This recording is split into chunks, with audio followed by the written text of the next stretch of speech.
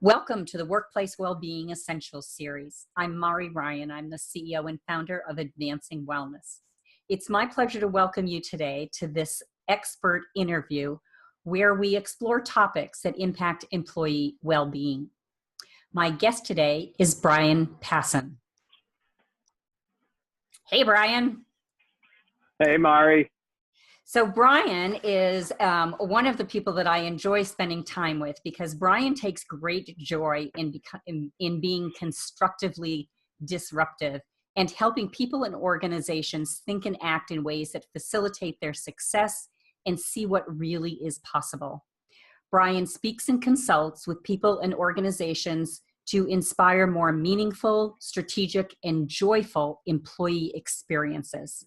He believes that to change the culture of a workplace, we must focus on long-term objectives and that are supported with the right infusion of strategy, science, creativity, and edu-tainment. So I can't wait to hear a little bit more about that.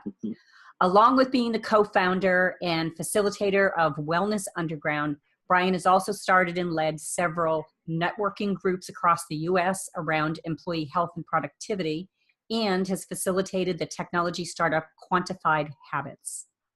Brian holds a bachelor's degree in psychology of sport and science from Warner Pacific University in Portland, Oregon, and a master's degree in sport psychology from Springfield College in Springfield, Massachusetts.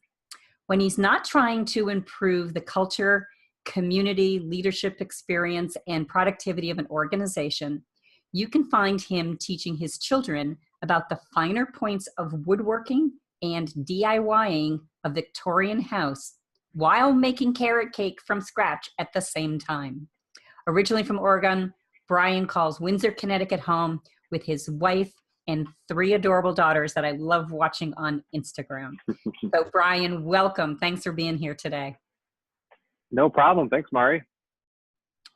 So employee experience is something that I'm reading a lot more about and hearing a lot more conversations about when I'm talking to human resource professionals. And I know that that definitely impacts employee well-being. So let's start by first maybe defining employee experience. And what is it you talk to your clients about and the audiences that you speak with? You're right. I think that the employee experience is something that a lot of, whether it's well-being or HR professionals or businesses in general, are talking a lot about. And I think a lot of people, when they think of employee experience, they hit one point or another on it. But the employee experience is really the sum of a collection of perceptions that employees have about being in and around and from the organization and in the workplace. So it isn't one thing, it's the collection of perceptions that employees have. And that's what makes it so fun for me, but also so difficult to define because it's unique to each and every person. It's their perception of it. So one person might walk in one day and say, man, they had a bad day at home, and they walk into the workplace and it just carries over a little bit. And the next person might walk in and the same workplace and had a great morning, and already their perceptions are better. But it's about how do we create the place where we can give the best experience so that no matter what's happened before, during, or after work, that we can give the best experience so people are bringing, give the best opportunity to have the best experience, bring their best selves to work. Or if they didn't bring their best selves to work, that maybe the experience they're having at work can help turn that around for them. Okay. All right. So let's dig a little deeper then. So what might be some of the elements that make up employee experience that drive these perceptions of the workforce? I think any point of contact is a part of the employee experience. Even down to like what your building smells like is going to be a part of your experience. So for example, one of the first times, you came to a Wellness Underground workshop, and some of the workshops I've hosted in various places, we've thought about what type of experience we want to create. And one of the first things I always think of is I want it to be feel like a safe place, a place where people can come and share and be welcome and feel like a big hug from grandma. And so one of the first things I did is, as we did smells into the room, like apple pie.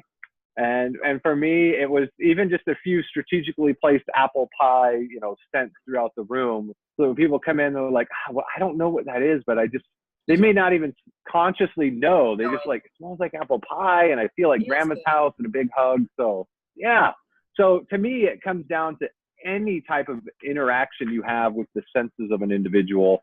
And so that's the smell, the taste, the touch, the sight. And then psychologically, how do I feel? Do I feel safe here? Do I feel like I can do my best work and share and be challenged and challenge others? So it is both the fun and the pain of talking about employee experience, because you could go as in depth as you want and try to turn your workplace into Disney World, and yet there are still places or people that don't like the Disney experience. So right. It is a challenge and something that we can always do better. And I think that's what draws me to talking about it, is we can have a great experience, but it can still be a little bit better. That's so interesting.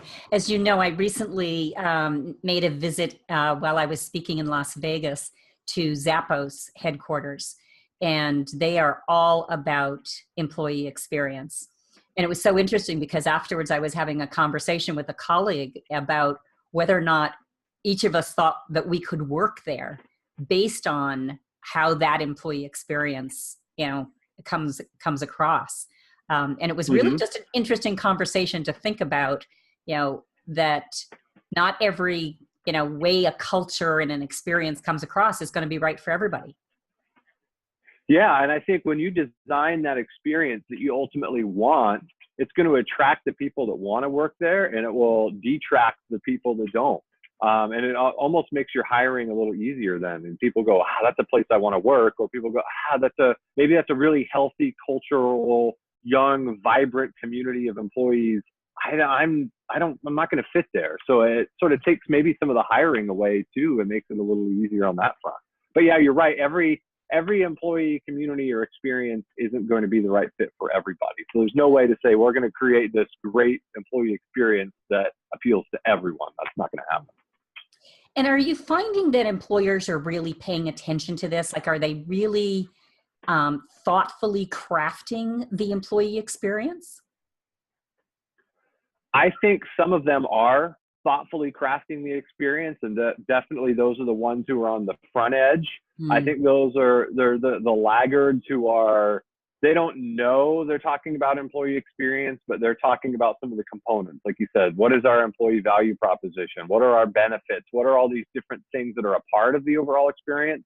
They haven't yet gotten to the bigger picture of, wow, everything that we do speaks to our people in some way, whether it be positively or negatively. So I think we're headed in the right direction to where they're all going to be talking about that in some way. But definitely the ones in the forefront, like you mentioned, Zappos, or the other companies that are thinking, wow, what type of experience do we want our employees to have while they're here? A lot of employers will talk about the customer experience, and then they're like, well, screw our employees, they have to work here. And rather than thinking, wow, if we really thought about our employee experience, they would be better apt and better equipped to deliver a really quality, customer experience. So interesting. Yeah. So I'm curious, on the community and connection are two important elements of well-being, and the well-being model that we talk about a lot. How does the employee experience create community in the workplace and create those connections for the people? Yeah, the community aspect of well-being is definitely something that more and more people are talking about. And I think that the opportunity to create community is something that can be driven through the employee experiences, like whether it's the physical space or, like we mentioned, the psychological safety. But what are you doing from even just a fun standpoint or a focused energy standpoint to create communities of people that are working together towards a common goal or common focus? Which you would assume a lot of workplaces, that's what they are, right? They're a collection of people trying to accomplish a common task. So there inherently should be community, but that isn't always how it goes. That's actually why I created with a couple of colleagues of mine, Gino Church and Evan Foss, the Shared Ship workshop, which is take the pirate theme and what we can learn from pirates about community. And there's 5 components to creating community in the workplace. And that's just one of the ideas. But I think if you really want to create an employee experience centered on community, you have to come back around and say, well, what are we doing to provide a community-oriented atmosphere in the workplace, and giving people the chance to connect with one another outside of work, whether we're doing, community projects or we're just taking walks together. All of those types of interactions with other people create community. So I guess maybe you could say the community is employee experience with others. It's your collective experience. Okay. All right. That's great. And how does employee experience impact employee well-being? Well, I think if you don't have a good employee experience and you're trying to talk to your employees about well-being, they're going to tune you out in the first place. If they're not having a good employee experience, they're not going to listen to anything that an employer has to say about wanting them to be healthier. So if you don't have that, then you clearly aren't going to get to well-being.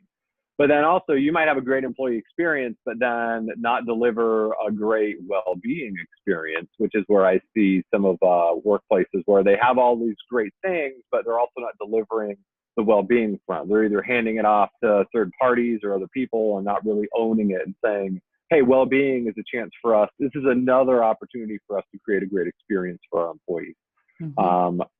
So I think that's a huge component of that the experience. And as I mentioned earlier, if I think about in my life, the chances when I changed the most, I was having some type of really transformational experience.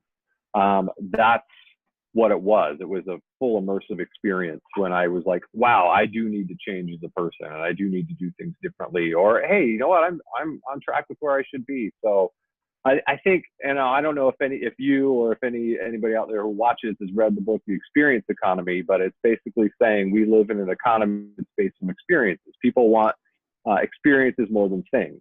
Right. And I see the next phase of our economy is transformational, where people will pay for experiences that transform them into a better version of themselves. So employers who are on that cutting edge are on the forefront of that, going, wow, not only can our workplace be a good experience, but it can actually be transformational for our people so they can be their best selves, here, or maybe it's when they go on to something else.